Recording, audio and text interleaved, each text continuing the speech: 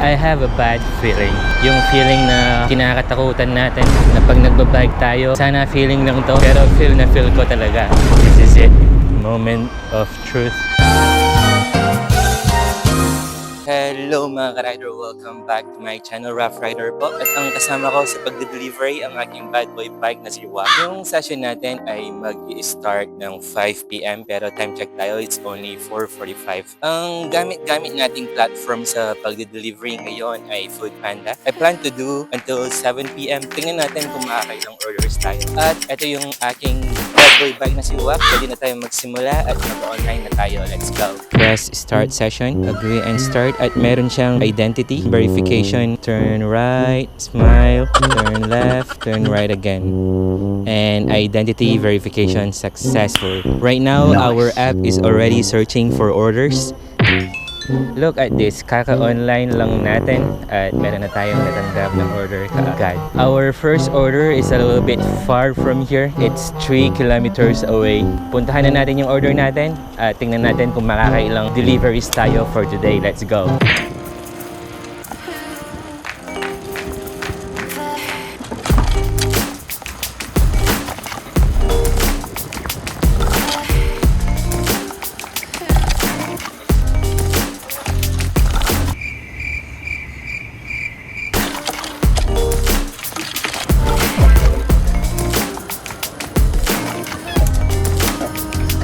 Dito yung first pickup natin sa Big Fish, Small Fish. And andito yung kitchen nila. At dito natin i-pick up yung pagkain.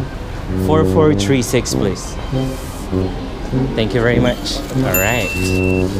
And we just picked up our very first order. And yung next step natin ay i-deliver na natin yung pagkain. Minsan binibigyan tayo ng multiple orders, but unfortunately today, yung first pickup natin ay iisa lang. At syempre ang ating bad boy bike na si Uak.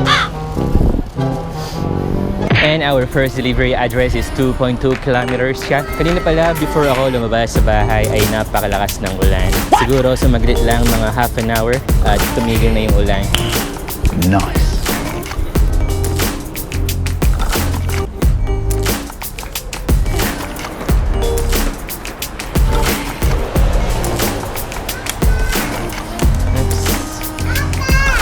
Yan, kitang-kita nyo naman. Malakas ng konti yung agos dito. Dahil kakaulan lang. Yan, malabong bumaha dito sa Singapore dahil meron silang mga ganyan. Just beside ay meron din siyang parang park na kung saan pwedeng mag-exercise. Nice. Yung mga gustong mag-exercise, maglakad, at yung mga gustong manasyal pwede din dito. Ganyan yung community dito sa Singapore. Oops!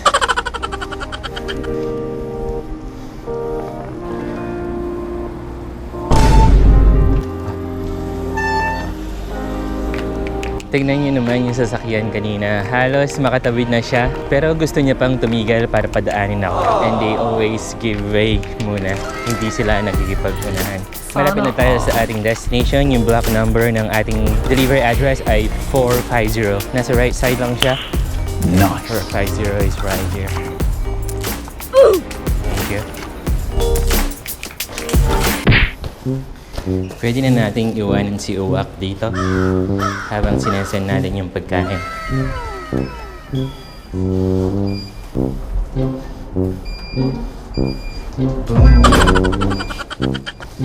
Iwanan natin dito at picturean lang. We have received another 2 orders. Napakaswerte natin. Let's go! Yung next pickup address natin ay napakalapit lang. Nasa harapan lang siya. Sana all. Thanks. Oh, thank you. Thank you. Nice. When using Foodpanda, makakapag-book ka ng session na ikaw yung pipili ng oras at ikaw din yung pipili ng location. Most of the time, yung kinaka-cover kong location ay nasa Bukit Panjang. Bukit Panjang is where I live, kaya mas mainam sa akin na dito palagi ako mag-delivery. Lalo na familiar sa akin yung mga lugar dito, yung mga pick-up locations at yung mga restaurants din. Dito yung next pick-up location natin. Dalawa yung orders na ipipick up natin dito. Let's check the order numbers. 7823 tama and 7824. Itong dalawang to. Saktang-sakto, hindi na tayo naghintay pa. Pero ang problema lang, kakasya ba to kay Uwa? And okay, the first one, parang hindi siya kasya. And ito din. Saktang-sakto. Nice. Dalawa yung na-pick up nating orders dito. Yung first delivery address natin ay 1.7 kilometers. Parang good start yung pagde-delivery natin today. Back-to-back yung orders at napaka-smooth Nice. lang ng pag-pick up natin. Pero syempre, we always have to wait for the green man before tayo mag-cross dito. Alright, we can cross now. Thank you. And saktong-sakto, pwede na rin mag-cross dito. Diretsuhin lang natin to.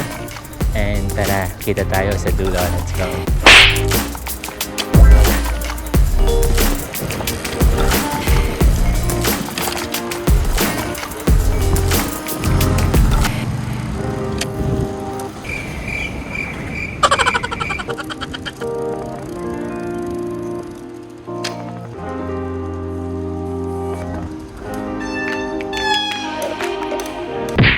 Seven, 8, 2, 3.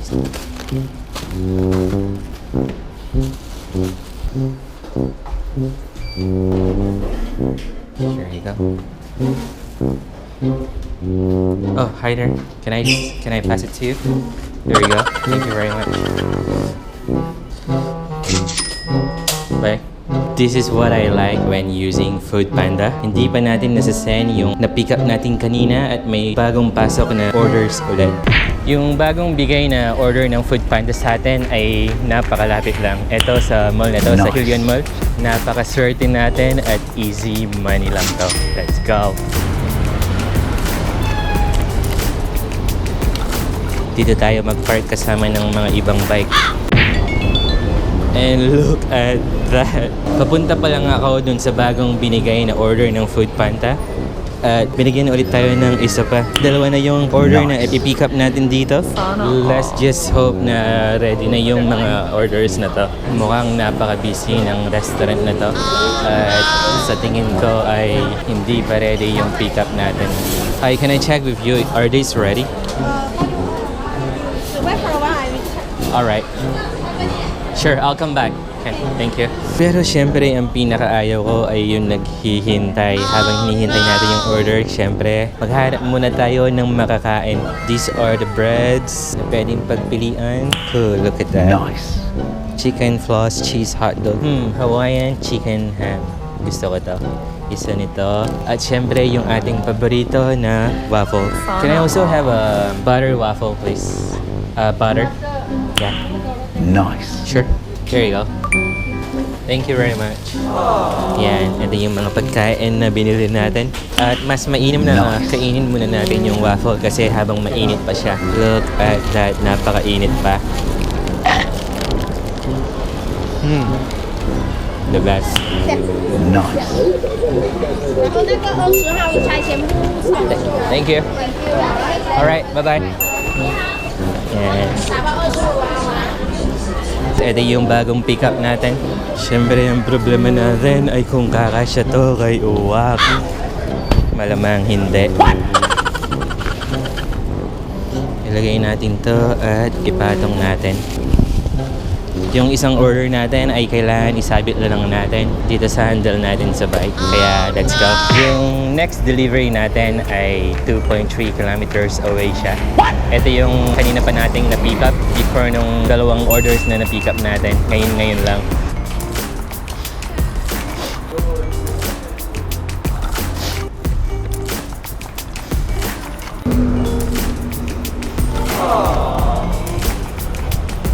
Time check tayo, it's already 6:17. Yung session natin ay until 7 p.m. lang. So far, we already have completed 2 orders. At ngayon, meron pa akong i-deliver na 3 pa. Yung next delivery Nice. address natin ay nasa left side lang. Kailangan lang natin lumipat sa traffic light.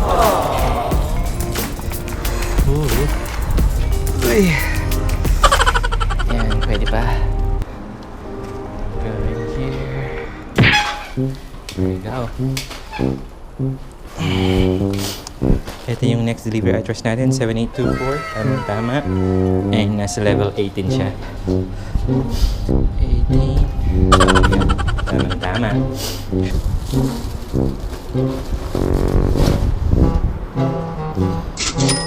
Here we go. Ooh, look at that view. Tara, balik na tayo at mag-deliver na tayo ulit. Thank you. Nice. Bye-bye.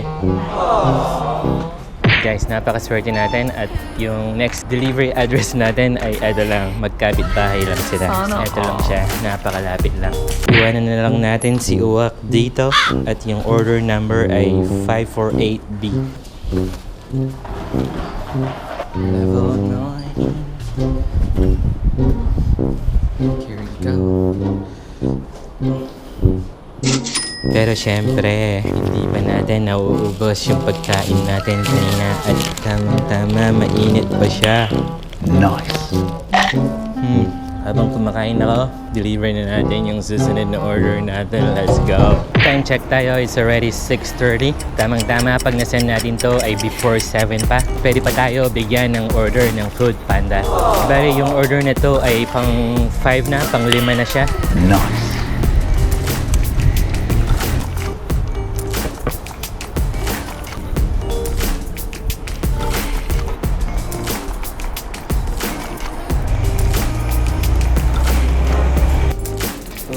What is this? Meron parang sari-sari store dito sa baba. Uy. And this is 443C. Tama. And the time now is only 6:36 at meron pa tayong oras para bigyan pa tayo ng order ng Food Panda. Nice. Muntik pang sumama yung Hawaiian pizza natin. Gutom pa ako at kakainin ko pa to. Hi, delivery place. Thank you very much. Alright. Ito na yung sinasabi ko. Binigyan pa tayo ng order ng Food Panda at tignan nyo naman, dalawa yung binigay sa atin.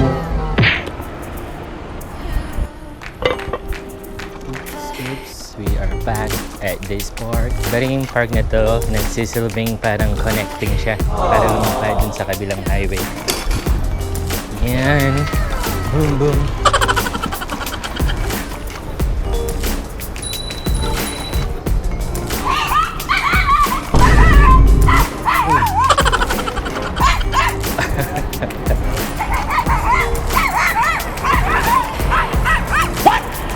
Tumatahoy yung aso na yun kapag may nakikita siyang ibang aso. Ito na yung next pick-up location natin. Nasa Bukit Panjang Plaza, yung Burger King. Nice. Siyempre, we can park our bicycle right here. Ito yung Burger King. And we just had to check the order numbers. 2264, 2264, and 2265, 2265. Let's go. Kakarating ko lang at ready na yung mga orders natin. Nice. Ito yung napakagandang feeling kapag multiple order siya at ready na yung mga pickups mo. Bale, time check tayo is already 6:51. Yung session natin hanggang 7 p.m. lang. Mismong platform ay i-end niya yung session natin kapag 7 p.m. na. Nice. Tapan natin yan.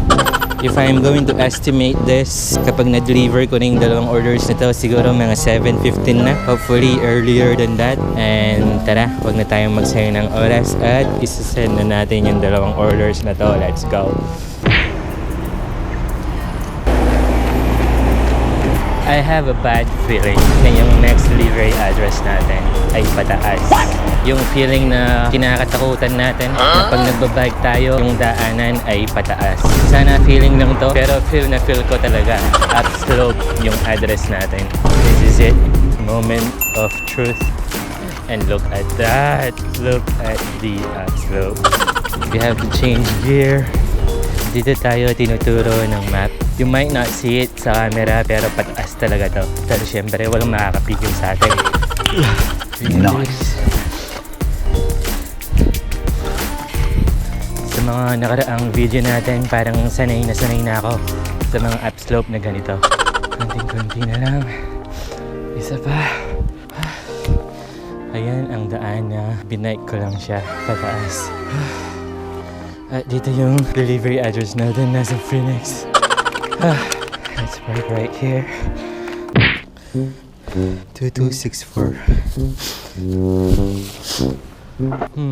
There's no one here. What? Pero send na natin yung pagkain. Nasa Bulacan Nice. siya.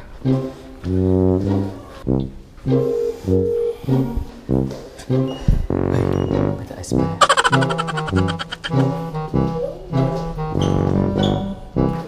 Here you go.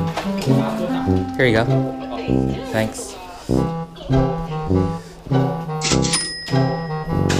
And we are on our way sa ating pinaka-last order. Time check tayo, it's already 7 plus, 7:06. Hindi na tayo pwedeng makatanggap ng order nito kasi yung session natin hanggang 7 PM lang.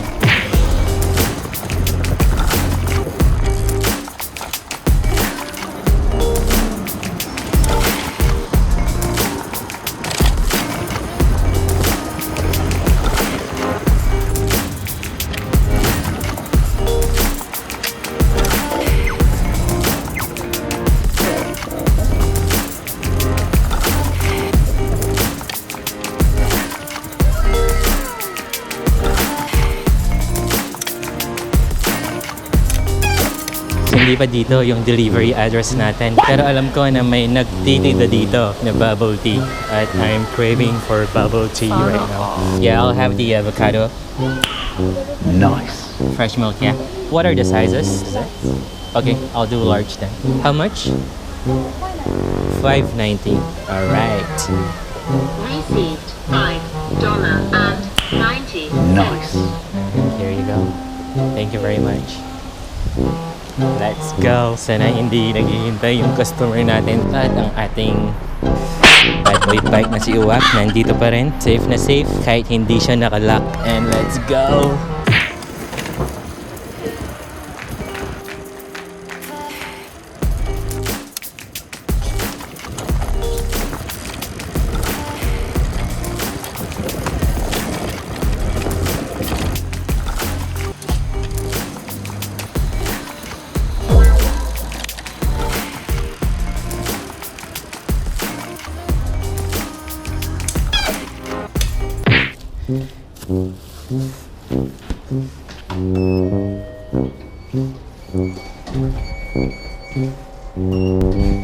And dito yung last delivery address natin.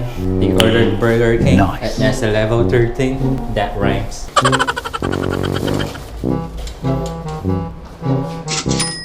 And we just managed to deliver our last order. Time check tayo, it's already 7:30. At kitang-kita nyo naman na inabutan na tayo ng gabi. I just checked, we have managed to do 7 orders, 7 deliveries, Nice. and we have earned $40.87. Kung i-convert natin yon sa Philippine peso, aabot yun siguro ng 1,900 pesos. Ano sa palitan ngayon. Ganun lang kadali ang pag-delivery dito sa Singapore. And if you have not subscribed to my channel yet, please do so. At syempre, pwede nyo ring i-like, mag-comment, at i-share ang video na to. At para Nice. marami pa ang makapanood. Dito na magtatapos yung session natin, Rough Rider po. At syempre, ang aking kasama sa pag-delivery, ang aking bad boy bike na si Uwa. Ride safe, always. Let's go!